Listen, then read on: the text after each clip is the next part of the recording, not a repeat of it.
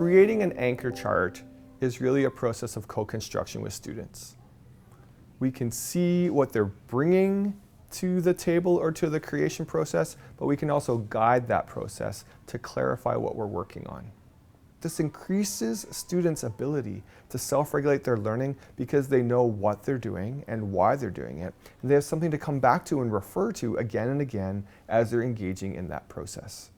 We find that students need the anchor chart less and less, but it really gives everyone that referent to come back to and think about in terms of what we're doing. I feel that anchor charts are the most inclusive, easy tool to add to your classroom environment. It really does give an access point for everyone. We have anchor charts for every routine in the classroom. Are we in prefrontal cortex? Learning is always richer when it's personal and meaningful. So anchor charts kind of provide a great opportunity for this. So when we're doing anchor charts, we try to co-create them with our students. So the students get input on what's going on there. We can get their voice up there, often get their pictures up there doing whatever the anchor chart is kind of targeting. So part of them is always on there. Their thinking's up there, their learning's on there. We start off the year in September coming together, creating a class promise or a community promise. And we talk about how we want to feel and the things that we want to do and how we want to care for each other during the year. And so we brainstorm that, we put them together to make something that we all agree on. Lots of different points, from field trips to taking care of each other and our things and listening.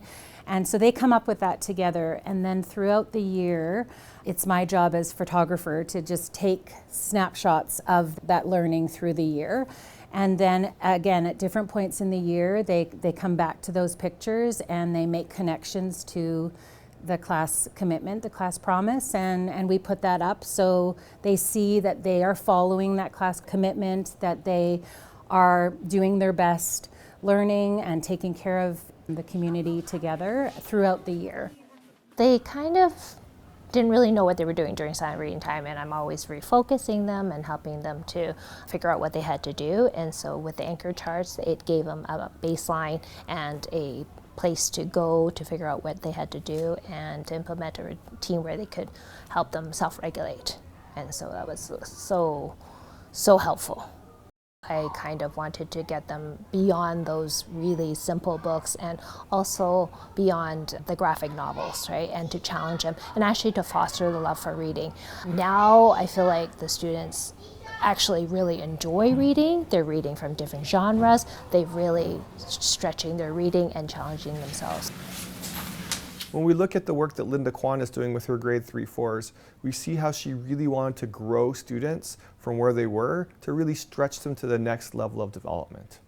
And so what she did was worked with the students to identify what are the difference between different kinds of books. And they, as a group, identified one kind of book as a come-back-to book, a chapter book where they spend more time learning and re-engaging and building their practice as readers over time. And so with the students, she articulated, what does this look like? What does this sound like? What does this feel like? And then the class, or working with your students, you move to, what is the job that we're doing? Then, why do we do this job? And finally, how do we do this job? And that's where we came with the process steps, is we came up with process steps that identified, here are the different steps to this practice. They were often choosing books that were just a one-time read. So I really wanted them to have those come back to books. And so the students actually identified what books were come back to books. And they actually are able to identify that themselves as well now. Then we were able to say, okay, where should you sit during silent reading time or come back to book reading time, right? And they were able to say, okay, I need to find a good spot where I'm not distracted, where I'm actually reading the book, I'm turning the pages, looking at the book, reading about it. And they also were held accountable with the Post-it note. That is sort of the key, because even my entry level, the students who found reading as stretches, they really know that they have to write something that they had to think about. So then they had to actually read and actually share something of substance with their partner.